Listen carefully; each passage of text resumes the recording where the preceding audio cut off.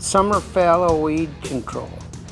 It is much easier to kill weeds when there is no crop in the field, and now is a good time to reduce the seed bank of summer annual weeds in fallow fields.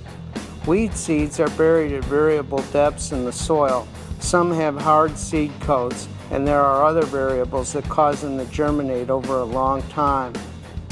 If they all came up at the same time, they would be much easier to control. They are survivors. It takes time, therefore, to repeatedly irrigate, germinate, and kill weeds with either tillage or herbicides. We have conducted trials that indicate that in most years, summer annual weeds begin to germinate in February, reach a peak in June, but continue to germinate into October.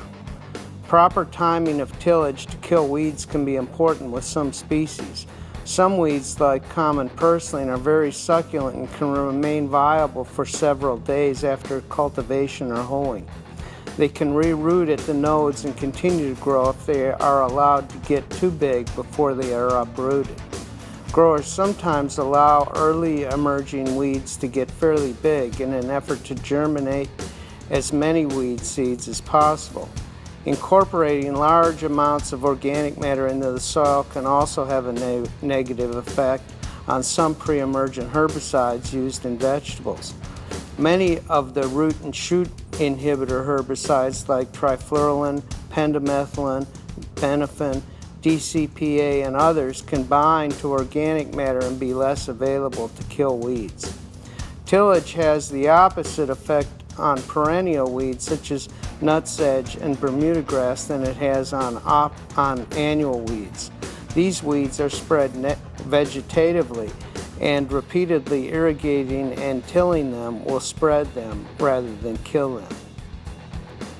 Both contact and systemic herbicides are used during fallow periods to control weeds.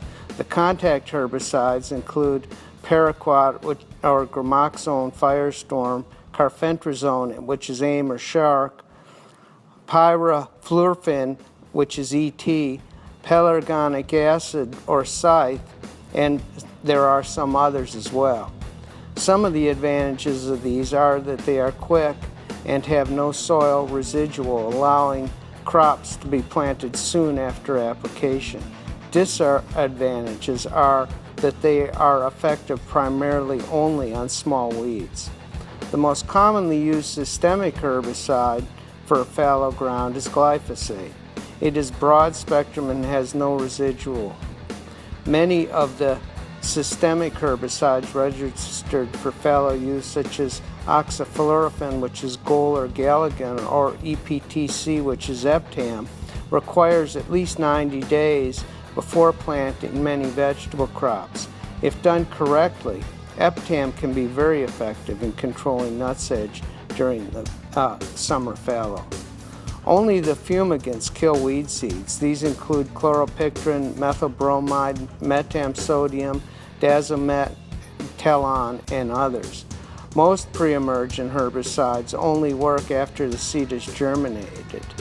Pre-emergent herbicides are often used for fallow weed control only when at least 30 to 45 days or longer are available. Fumigants are expensive, can be difficult to use, and are often used for disease or nematode control with the added benefit of controlling some weeds. Soil solarization and flooding have become increasingly popular in recent years as techniques to control pests during summer fallow. Few regions are as well suited for these techniques as the low desert. They are used primarily to control diseases, but they have the benefit of controlling some summer annual weeds as well. Thank you.